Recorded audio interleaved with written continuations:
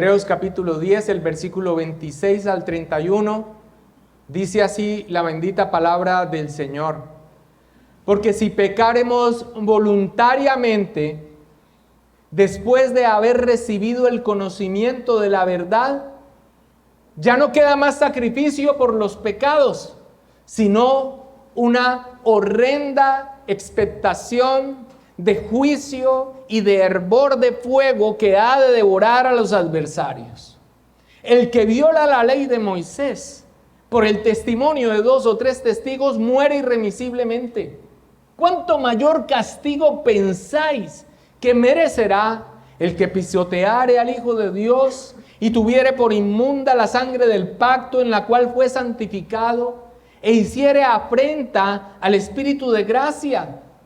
Pues conocemos al que dijo: mía es la venganza, yo daré el pago, dice el Señor. Y otra vez, el Señor juzgará a su pueblo. Horrenda cosa es caer en manos del Dios vivo. Hace poco el pastor Pablo y yo nos encontramos en un vuelo de regreso a nuestra ciudad con un hermano muy respetado tanto en la iglesia como en el ámbito académico, en el evangelicalismo en nuestro país. No abraza nuestras convicciones reformadas, notamos que cada vez está más cercano a ellas, pero es un hombre docto, serio y de buen testimonio. Una de las áreas a las que ha dedicado su estudio es la investigación del crecimiento y decrecimiento de las expresiones religiosas en el país y otros fenómenos dentro de la iglesia.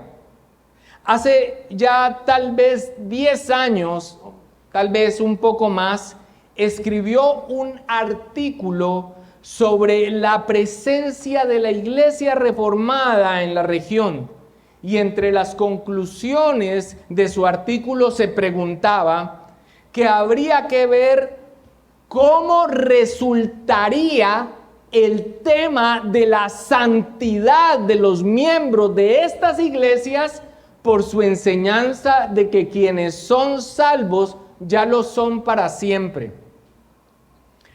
No recuerdo si le respondimos internamente sobre nuestras convicciones, que una persona que verdaderamente ha nacido de nuevo perseverará hasta el fin en la fe, entre otras cosas, porque el poder del Espíritu Santo, ahora obrando en él, le preservará.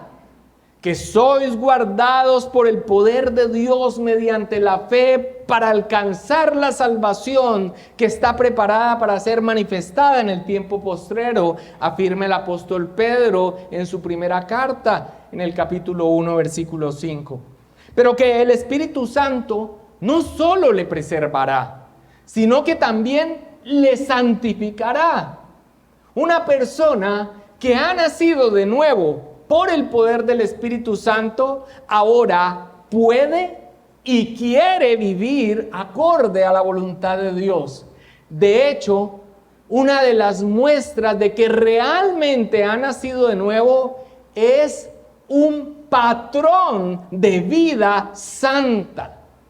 Somos salvos por la sola gracia de Dios, mediante la sola fe, pero la fe genuina nunca está sola. Nuestra confesión de fe bautista de Londres en el capítulo 16, que trata de las buenas obras, o sea, del actuar del creyente en obediencia a los mandamientos de Dios, en el párrafo 2 dice: estas buenas obras hechas en obediencia a los mandamientos de Dios son los frutos y evidencias de una fe verdadera y viva, y por ellas los creyentes manifiestan su gratitud, fortalecen su seguridad, edifican a sus hermanos, adornan la profesión del evangelio, tapan la boca de los adversarios y glorifican a Dios, cuya hechura son, creados en Cristo Jesús para ello,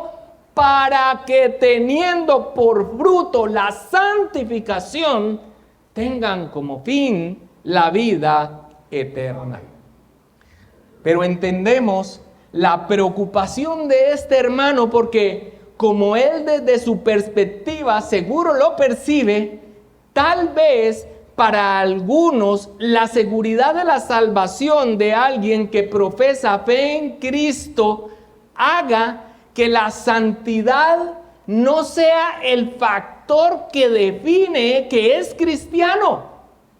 Y esto promueva la idea de que se puede ser cristiano y a la vez mantener una práctica de pecado continuada en la vida.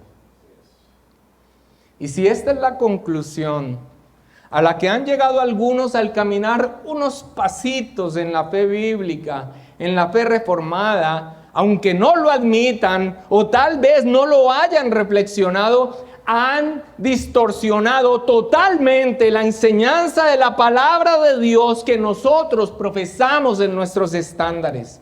Y sin darse cuenta, han caído en lo mismo que se critica en las iglesias contemporáneas, que se hace un llamado al altar a hacer una profesión de fe y se les asegura que hay fiesta en los cielos por lo que han dicho ser, y esas personas van por la vida creyendo ser salvos por lo que dicen ser, aunque sus vidas reflejen lo contrario.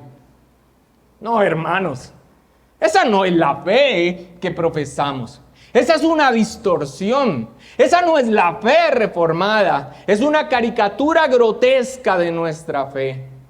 Como bien lo señala Jeff Robinson en un artículo escrito para Founders Ministry que titula Algunas razones por las que se ha descuidado la santidad personal en las iglesias, escribe: tanto los reformadores como sus herederos, los puritanos, hicieron hincapié en la santidad, hasta tal punto que los historiadores han caracterizado la era puritana como un movimiento fundamentalmente de santidad. J.C. Ryle, precisamente hablando en contra de un movimiento en Inglaterra que afectó al nervio que impulsa la búsqueda de la santidad y que decían: deja que Dios se encargue de la santificación y solamente espera, escribió: no, debemos ser santos, porque este es uno de los grandes fines y propósitos por los que Cristo vino al mundo. Jesús es un Salvador completo. No se limita a quitar la culpa del pecado de un creyente, sino que hace más. Rompe el poder del pecado en él.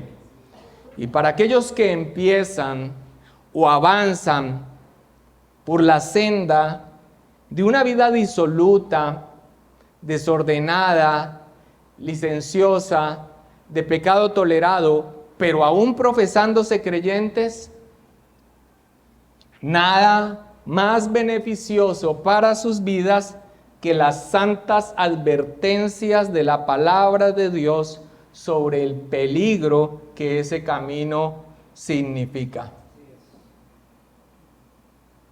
La porción que tenemos en Hebreos capítulo 10, 26 al 31 es la cuarta de las 5 advertencias que se hacen en la carta y que describen el proceso gradual de endurecimiento a la palabra de Dios en el que alguien que se ha profesado creyente puede caer.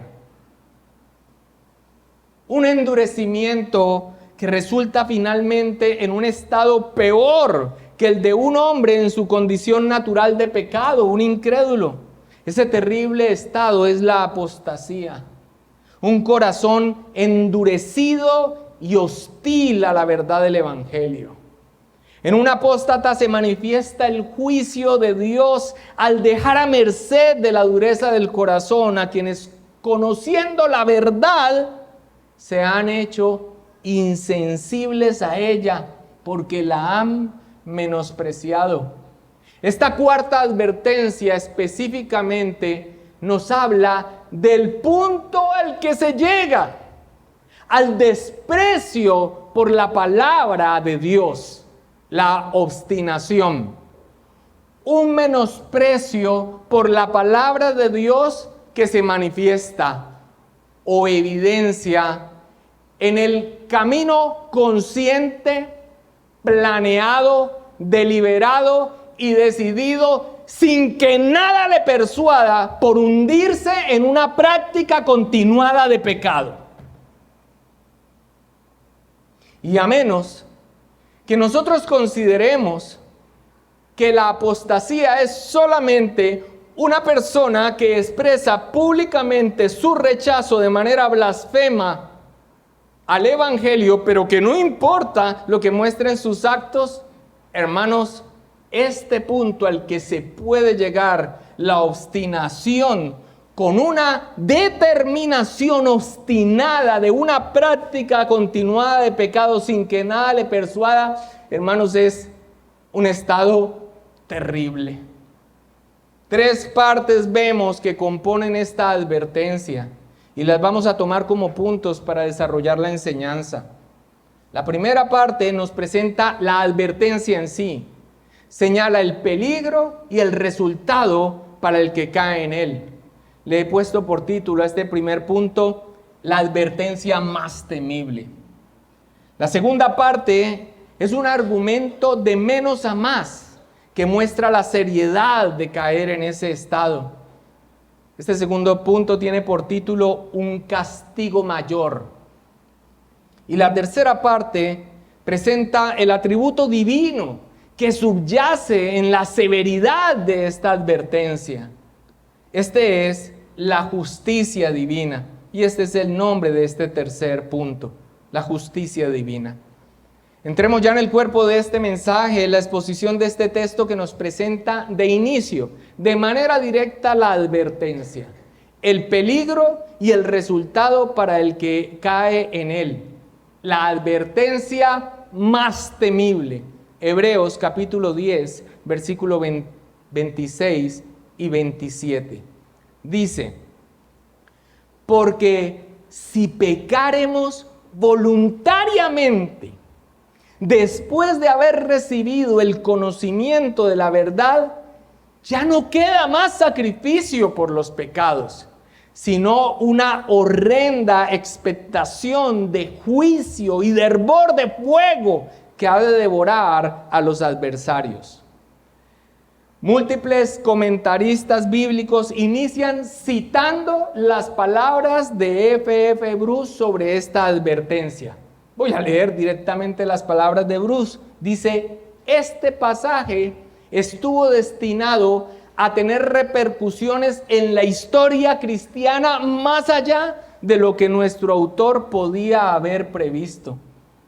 Y notamos esto cuando vemos los esfuerzos de los exégetas bíblicos a lo largo de la historia de la iglesia para entender la naturaleza de este asunto al que se refieren como pecado posbautismal. El pecado que cometen las personas después de haber escuchado el Evangelio y haber profesado creer en él. Y por supuesto, un creyente profesa su fe públicamente por el bautismo. De allí la expresión pecado posbautismal. Y claro que entendemos las repercusiones que ha tenido el pasaje, porque como reflexiona George Guthrie, cualquiera que sea la interpretación de ese pecado deliberado, las afirmaciones adicionales sobre un fuego ardiente, los enemigos de Dios consumidos y un castigo más severo que la muerte han sembrado el temor en muchos corazones y con razón. Porque con un Dios viviente no nos podemos andar con jueguitos, dice Guthrie. En la iglesia primitiva, las opiniones iban de un extremo, el rigorismo, como Tertuliano, a el otro que caía en el sacramentalismo. Unos insistían de que este pecado se trataba de cualquier pecado cometido después del bautismo, lo cual dejaba sin esperanza alguna a un creyente que pecara en cualquier manera. Otros redujeron a pecados muy graves que involucraban deseo, consideración, búsqueda y determinación para pecar con sus propios cuerpos, como el adulterio. Y otros, al ver que el pecado era una constante en la vida de los profesantes, terminaron minimizándolo e instituyendo lo que conocemos como la penitencia. El bautizado debía periódicamente confesar, pagar la penitencia y lograr la absolución de los pecados y reiniciar el ciclo. En conclusión, pecar, rezar, empatar. Pecar, rezar, empatar. Pecar, rezar, empatar es el camino al infierno. Pero ¿cuál es verdaderamente el problema que aquí se aborda? ¿Cuál es la naturaleza de este pecar del que nos advierte este texto? Una palabra clave para empezar a entender esto es obstinadamente. Hekousios. Con esa palabra inicia esta frase en el texto griego que Reina Valera traduce voluntariamente, obstinadamente. Esta palabra denotaba, escuchen, la acción que se realiza con una mente clara y paso firme. Y esto después de haber recibido el conocimiento de la verdad. Una acción con una mente clara y paso firme después de haber recibido el conocimiento de la verdad. Y este haber recibido el conocimiento de la verdad no denota el mero recibimiento de información. Describe a quien ha abrazado el evangelio, la verdad.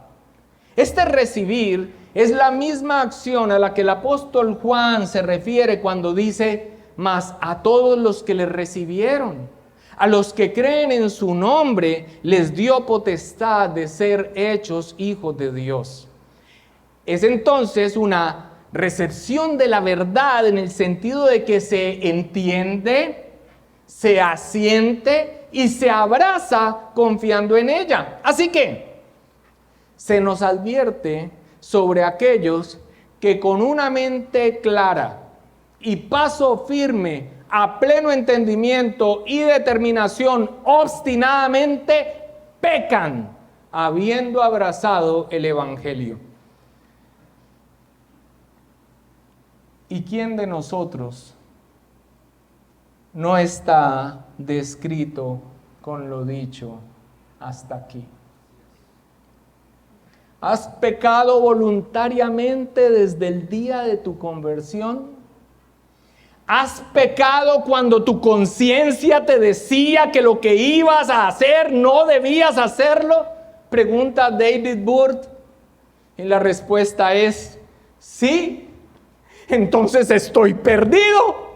No hay esperanza para mí, sino una horrenda expectación de juicio y hervor de fuego que me ha de devorar. Pero por la gracia de Dios y su gran paciencia para con nosotros, esto no es así. Esta conclusión no está en armonía con el resto de la palabra de Dios, con lo que el resto de la palabra de Dios nos dice y con lo que la experiencia nos dicta. Abramos la primera carta de Juan en el capítulo 1 y leamos los versículos 8 y 9.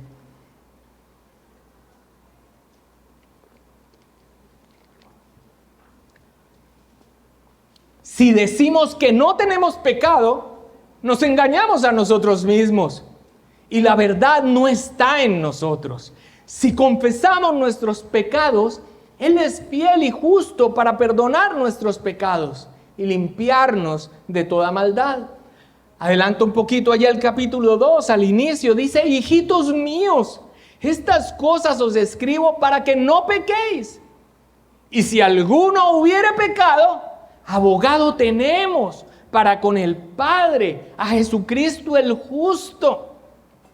El mismo Señor Jesucristo nos enseñó a orar: Padre nuestro, perdona nuestros pecados. Y aquí mismo en la carta se nos ha dicho que no tenemos un sumo sacerdote que no se pueda compadecer de nuestra debilidad, porque Él mismo fue tentado en todo, según nuestra semejanza, pero sin pecado. Y se nos impulsa a acercarnos al trono de la gracia para alcanzar misericordia y hallar gracia para el oportuno socorro. No, este pecar del que nos habla aquí debe ser entendido en su contexto, especialmente siguiendo el proceso de endurecimiento a la palabra de Dios que describe la carta por medio de las advertencias previas y que de no atenderse resultan en este pecado. Y lo voy a repetir una vez más. Este pecar del que nos habla aquí debe ser entendido en su contexto. Nosotros hemos visto que se hace en las advertencias pruebas una descripción del proceso de cómo nos vamos endureciendo a la voz de Dios, a la palabra de Dios. Y al no atender a las advertencias previas, podemos resultar en este pecado. Un pecado por el que ya no queda más sacrificio, dice el final del versículo 26.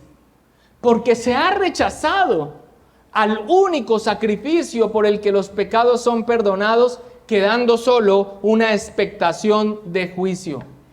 Este pecado es una negación del Evangelio. Pero ojo con esto, y quiero mencionarlo desde ya.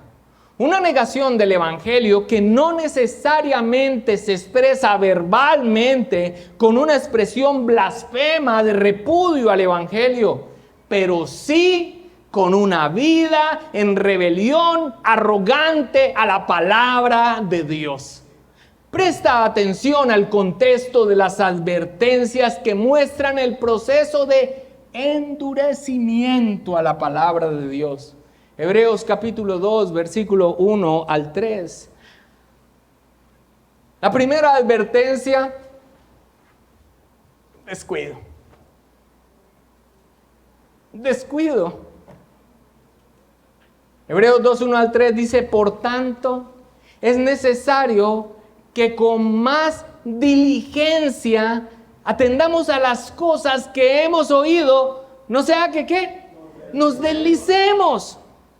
Porque si la palabra dicha por medio de los ángeles, esta es la ley, ellos pensaban que los ángeles habían mediado la entrega de la ley, fue firme, y toda transgresión y desobediencia recibió justa retribución, ¿cómo escaparemos nosotros si qué? Si descuidamos una salvación tan grande. Descuido. ¿Y quién de nosotros no ha dado ya ese paso?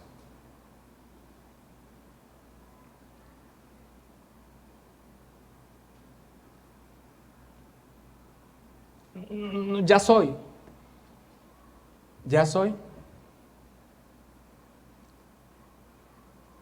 Una de las insistencias del apóstol Pablo, por ejemplo, a la carta de los Corintios, es: ya que son, sean.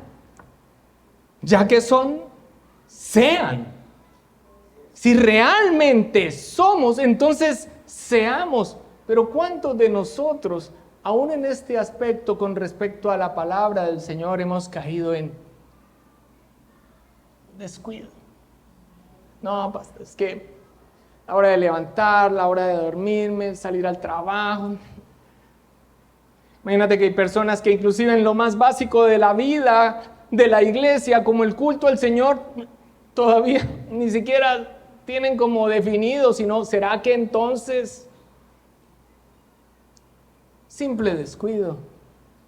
Una alarma, pero tal vez chiquitica, No. Cuando uno ve lo que está advirtiendo y hacia dónde se dirige, que es lo que estamos describiendo hoy, hermanos, esa alarma debería ser suficiente. Pero aún así, la palabra del Señor sigue describiendo ese proceso de endurecimiento, y la segunda que se nos dio fue dudar. Allí ya se ha iniciado como tal el proceso de endurecimiento del corazón a la palabra de Dios. Hebreos 3, versículos 7 al 8. Dice, Hebreos 3, 7 al 8 dice, por lo cual, como dice el Espíritu Santo, si oyeres hoy su voz, no endurezcáis vuestros corazones como en la provocación en el día de la tentación en el desierto. Versículo 12. Mirad, hermanos, que no haya en ninguno de vosotros corazón malo ¿de qué? De incredulidad, para apartarse del Dios vivo. Y el versículo 13 dice, antes exhortaos los unos a los otros cada día, entre tanto que se dice hoy, para que ninguno de vosotros se endurezca por el engaño del pecado. Primero, descuido a la palabra del Señor, ya somos. Cuando ese descuido no se atiende, lo siguiente va a ser un corazón que cuando se reciba la palabra del Señor, pues haya duda. Si oyeres hoy su voz, ¿cuántas veces sentados allí nosotros sabemos que lo que se está diciendo es la palabra de Dios para mí directamente? Y coincidencias, abrir el compás, finalmente esto está dado para otros, pero cuando se pone dudas sobre el obrar de Dios en medio de la predicación, es porque ya el corazón ha empezado a endurecerse a la voz de Dios. Y cuando esto no se atiende, cuando de pronto yo allí sabiendo que está hablando Dios, me está hablando a mí, y yo doy marcha atrás, cuando no se atiende, lo siguiente es pesadez, el desoír, la pesadez de recibir la palabra de Dios. Hebreos capítulo 5, versículo 11. Dice, acerca de esto tenemos mucho que decir y difícil de explicar, por cuanto os habéis hecho ¿qué? Tardos para oír. Y esto no se trata entonces de una persona que no tenga la capacidad intelectual para probablemente entender un aspecto doctrinal o teológico. No, porque dice que se han hecho tardos para oír. Es una regresión en el avance de la vida espiritual. Y quiero ser claro en esto. No se trata de que no se tenga la capacidad de entender aspectos doctrinales complejos y teológicos y cómo todo esto se ajusta dentro de un sistema de entendimiento teológico de la palabra del Señor. No, se trata de que lo recibes, pero no te afecta. Hay un oído pesado ya. Es probable que incluso captes el asunto intelectualmente, pero tu escuchar de ello es pesado, como un oído cerrado. Y esto no pasa de la noche a la mañana. Un descuido de la palabra, un endurecer el corazón en la duda, una pesadez al recibir la instrucción de la palabra del Señor, que finalmente termina en esa condición terrible sobre lo que esta carta advierte cuando nos habla en este texto. Una negación del Evangelio mediante un deliberado y pecaminoso estilo de vida de rebelión arrogante contra él, obstinación, un menosprecio por la palabra de Dios que se manifiesta o evidencia en el camino consciente, planeado deliberado y decidido, sin que nada le persuada, por hundirse en una práctica continuada de pecado y con ello una negación de la fe.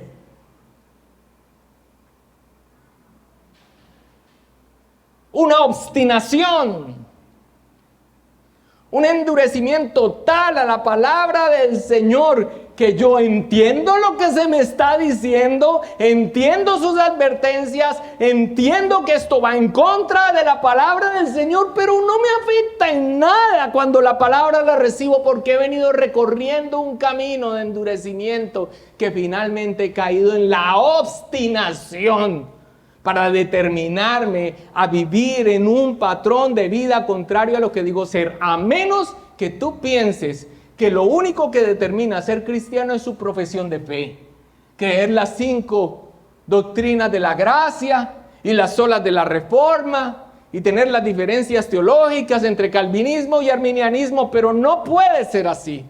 No puede ser que uno, caminando en la fe bíblica, considere que el asunto es solamente de profesión, pero que no importa la vida que uno lleve. No, hermanos, quien tenga ese pensamiento se equivocó. Son 6 locales para allá que queda creciendo en gracia.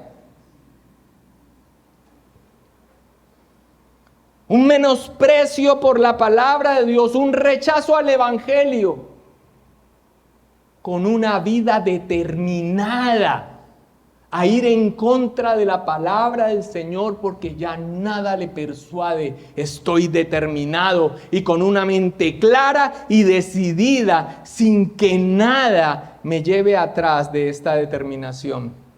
¿Y por qué podemos afirmar con seguridad esto? Por varias razones. Primero, porque la obstinación o el pecar con soberbia que el autor tiene en mente tiene un paralelo en el antiguo pacto. Y lo sabemos porque es lo que a continuación va a presentar como argumento de menos a más al mostrar la gravedad de ese menosprecio a la palabra de Dios bajo el nuevo pacto. Esto no es algo raro en el pensamiento del escritor bíblico inspirado de Hebreos. Tener a la luz los aspectos del nuevo pacto en sombra, pero lo que esto se ve en el Nuevo Testamento. El castigo de pecar con soberbia, o sea, obstinadamente, es registrado en el libro de Números exactamente cuando se describe la provisión de gracia dada por Dios para los pecados por yerro o por ignorancia. Esa provisión son los sacrificios para expiación. Pero para esta forma de pecar, para la rebelión voluntaria y descarada contra la palabra de Dios, no había provisión. Números capítulo 15, versículo 30 al 31. Números capítulo 15, versículo 30 al 31. Dice: mas la persona que hiciere algo con soberbia, así el natural como el extranjero, ultraja a Jehová. Esta persona será cortada de en medio de su pueblo, por cuanto tuvo, ¿cómo tuvo? En poco la palabra de Jehová. ¿Y qué? Menospreció su mandamiento. Enteramente será cortada esa persona, su iniquidad caerá sobre ella. Pero también afirmamos que este pecado debe ser una negación del evangelio en cualquiera de las formas que se manifieste. Abandono de la fe, abrazando el error o una vida en rebelión contra Dios, en una vida de pecado continuado, porque ¿qué otro pecado en la palabra de Dios tiene tal condena para alguien que ha recibido el conocimiento de la verdad? Mira cómo describe las consecuencias para tal pecado nuestro texto en Hebreos 10:27.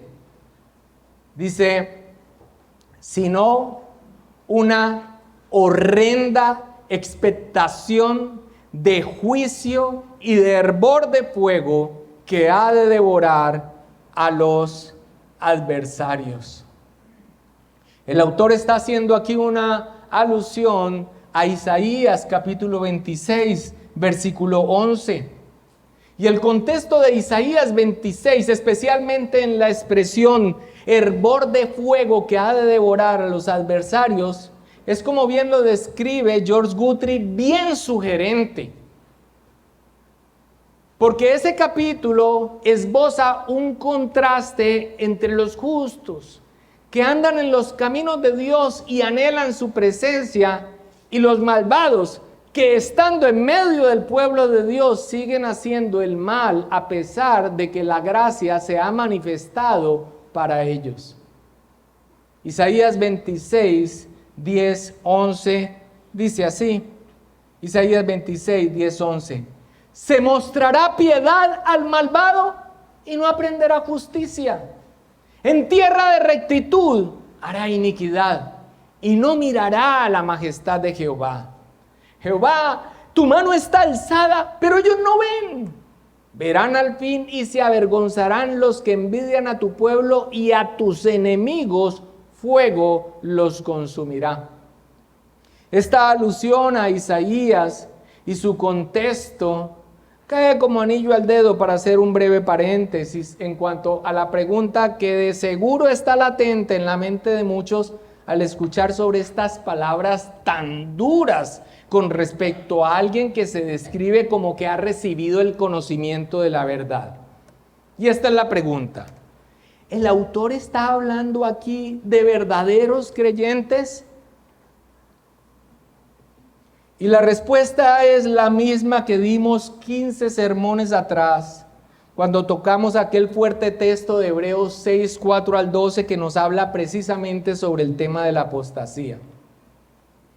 El autor de Hebreos escribe desde lo que algunos exégetas han llamado una confesa ausencia de omnisciencia. Como comenta Guthrie, aunque el autor se dirige a la comunidad como una totalidad de creyentes, alude que él no es omnisciente. Es posible que algunos no sean creyentes, aunque por su vinculación con la iglesia parecieran serlo. Es de allí la insistencia en la carta que nosotros vemos cuando el autor está hablando de las bendiciones que son propias de los verdaderos creyentes. Presenta continuamente una condicional, dice: si retenemos firmes hasta el fin la confianza y el gloriarnos en la esperanza. O con tal que retengamos firme hasta el fin nuestra confianza del principio. O, pero deseamos que cada uno de vosotros muestre la misma solicitud hasta el fin, para plena certeza de la esperanza.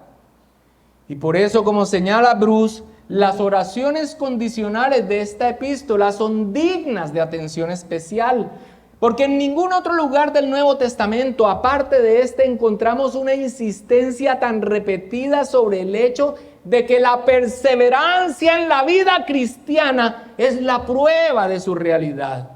La doctrina de la perseverancia de los santos hasta el final tiene como su corolario la saludable enseñanza de que los santos son aquellos que perseverarán hasta el fin. Entonces, ¿el autor está hablando aquí de verdaderos creyentes? El autor está escribiendo a personas que se han profesado creyentes. Con sus advertencias tiene el propósito de disuadirles de continuar por el camino de endurecimiento que lleva a la apostasía.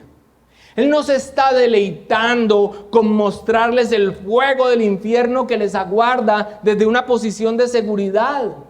Como todo sermón que busca disuadir del camino de la perdición, siempre tiene la esperanza de que se entre en razón, de que se detengan al borde del abismo de la destrucción y consideren la bondad y la gracia de Dios y no continúen para su propio perjuicio y el de los que lo rodean y el descrédito del nombre del Señor. Ese es su propósito. A pesar de lo duro que suenen las palabras que se sientan como aguijones o como clavos hincados.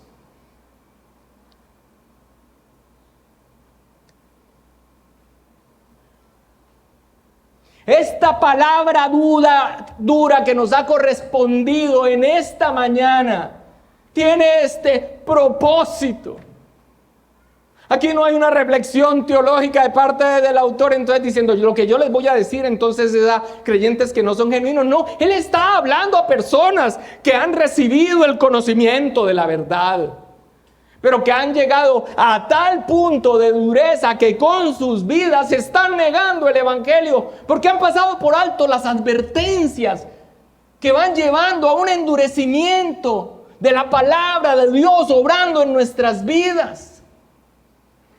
Pero lo que espera es que aún en este momento alguien allí diga: esto me está hablando a mí, ¿qué estoy haciendo? ¿Qué estoy haciendo? Dios, ayúdame. Estoy determinado, estoy decidido, estoy buscando, lo tengo claro. Tu palabra me ha dicho una y otra vez en los sermones y siento que es para mí, pero hay algo que pasa dentro de mí. Ayúdame. Eso es lo que busca una palabra como esta.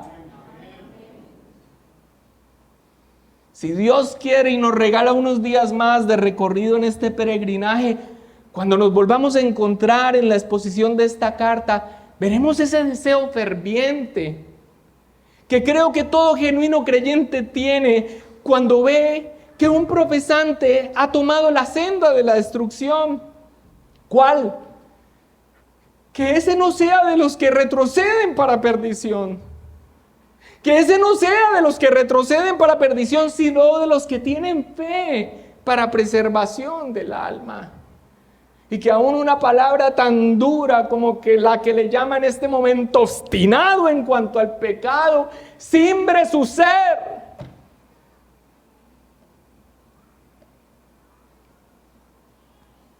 Así que aspectos de consideración teológica, si han nacido de nuevo o no han nacido de nuevo, el autor inspirado está escribiendo una iglesia.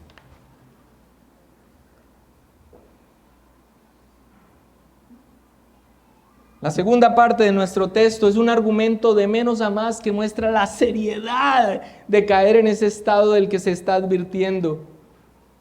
Un castigo mayor tiene por título este punto 2. Hebreos 10, 28 al 29. El que viola la ley de Moisés por el testimonio de 2 o 3 testigos, ¿qué pasa? Muere irremisiblemente. ¿Cuánto mayor castigo pensáis que merecerá el que pisoteare al Hijo de Dios y tuviere por inmunda la sangre del pacto en la cual fue santificado e hiciere afrenta al Espíritu de gracia? Aquí el autor presenta un argumento de menor a mayor, muy similar al que presentó en la primera advertencia cuando nos habló de deslizarnos, del descuido. Se los voy a leer nuevamente en Hebreos 2, 1 al 3. Por tanto, es necesario que con más diligencia atendamos a las cosas que hemos oído, no sea que nos deslicemos. Y dice, porque si la palabra dicha por medio de los ángeles, la ley, fue firme y toda transgresión y desobediencia recibió justa retribución, presenta el argumento mayor. ¿Cómo escaparemos nosotros si descuidamos una salvación tan grande? Se contrastan los castigos de la ley mosaica con el juicio que se impondrá a quienes menosprecian la gracia de Dios en Cristo Jesús. Es tan grave el menosprecio de la gracia de Dios que nos ha sido dada a conocer mediante el Evangelio, que se dice abrazar, que su rechazo es peor, lleva a una peor condición de la que se dice uno haber sido arrancado.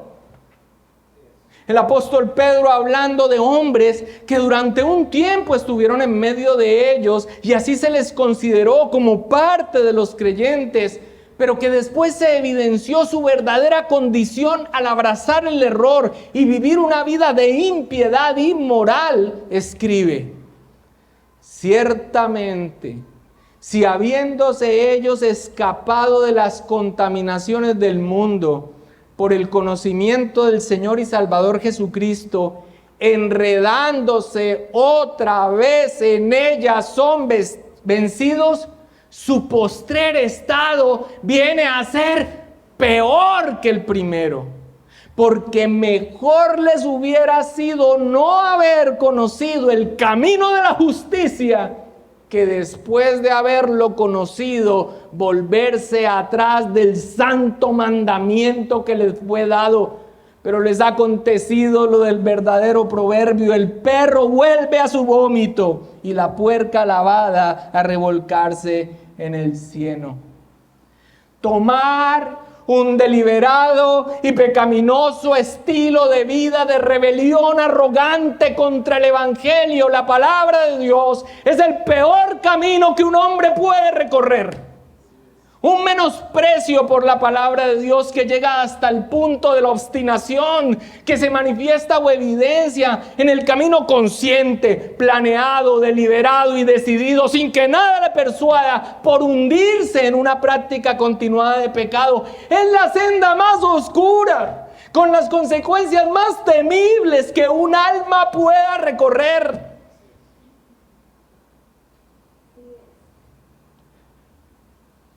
Las expresiones que describen qué es lo que hace aquel que peca voluntariamente después de haber recibido el conocimiento de la verdad en el sentido que hemos explicado, no dejan duda de lo horrendo de esa condición. Dice: pisotear al Hijo de Dios. Una expresión del mayor menosprecio. Tener por inmunda la sangre del pacto en la cual uno es santificado, que es una traducción más correcta. Profanar. Hacer afrenta al Espíritu de gracia. Este es un pecado con implicaciones eternas.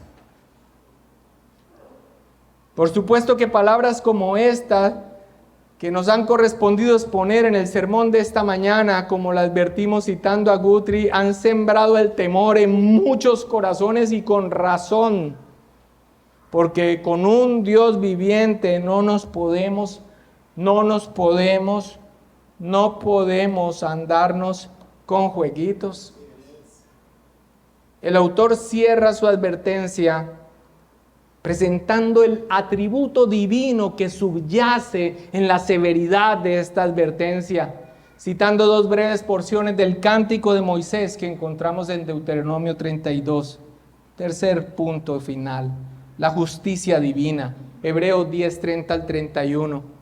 Pues conocemos al que dijo: mía es la venganza, yo daré el pago, dice el Señor. Y otra vez el Señor juzgará a su pueblo.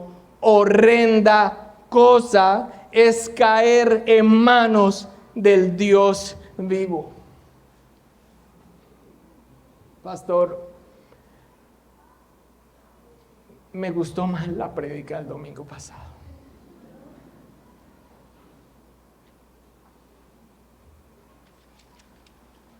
A mí también. Entonces vuélvete a ella. Acerquémonos con corazón sincero, con plena certidumbre de fe, purificados los corazones de mala conciencia, lavados los cuerpos con agua pura. Mantengamos sin fluctuar la profesión de nuestra esperanza, porque fiel es el que prometió. Considerémonos unos a otros para estimularnos al amor y a las buenas obras, no dejando de congregarnos como algunos tienen por costumbre, sino exhortándonos, y tanto más cuanto veis que aquel día se acerca. A mí también me gustó más la prédica anterior. Pero escuchar la voz de Dios en la más temible advertencia nos es necesario, porque un proceso de endurecimiento de la palabra del Señor es terrible y es paulatino y es progresivo, y a medida que va avanzando, menos posibilidades de dar marcha atrás, pero siempre la gracia de Dios obrará para que desandemos ese camino de esa perdición terrible y volvamos y nos acerquemos a nuestro santo Dios. Pastor, pero ahora sí la reflexión teológica. ¿Cierto que esto no le puede pasar a un verdadero creyente? Así es. Un verdadero creyente perseverará en la fe hasta el fin, porque el poder del Espíritu Santo le preserva. Y el Espíritu Santo con poder también le santificará. Un genuino creyente no puede vivir como un impío, le es imposible, no de manera continuada. Cuando el pecado le seduzca, las advertencias de la palabra de Dios le disuadirán, y si cae en él, regresará a la buena senda. Apaleado, pero regresará. Y aun cuando se le esté apagando la lámpara por el pecado que no ha mortificado, haciendo estragos en su vida, afectando a los que ama y manchando el nombre de Dios, será disciplinado para que, como dirá más adelante aquí mismo el autor de Hebreos, participe de la santidad de Dios. Y aunque los santos, mediante las tentaciones de Satanás y del mundo, el predominio de la corrupción que queda en ellos y el descuido de los medios de su preservación, caigan en pecados graves y por algún tiempo permanezcan en ellos, por lo que incurren en el desagrado de Dios y entristecen a su Espíritu Santo, se les dañan sus virtudes y consuelos, se les endurece el corazón y se les hiere la conciencia, lastiman y escandalizan a otros y se acarrean juicios temporales severos. Sin embargo, renovarán su arrepentimiento y serán preservados hasta el fin mediante la fe en Cristo Jesús, dice nuestra confesión de fe en el capítulo 17 de la perseverancia de los santos. El párrafo 3. Pero lo que no podemos admitir de ninguna manera es que una vida de práctica de pecado sea minimizada, normalizada y aceptada en pro de la gracia de Dios que profesamos. No, hermanos, estamos viviendo tiempos en que el mundo se está pudriendo allá afuera de una manera tan nauseabunda que está gritando por recibir el juicio de Dios, como para que la iglesia empiece también a abrir el compás de la tolerancia de una vida de inmundicia, de práctica de pecado, de obstinación, como parte normal de quienes profesan fe. No, no. Si una advertencia como esta no conmueve el corazón de alguien que viene considerando abandonar la fe, seducido por el pecado, o mantenerse en ella nominalmente, pero viviendo una vida doble, entonces permítame decirle que esto sí le está hablando a usted.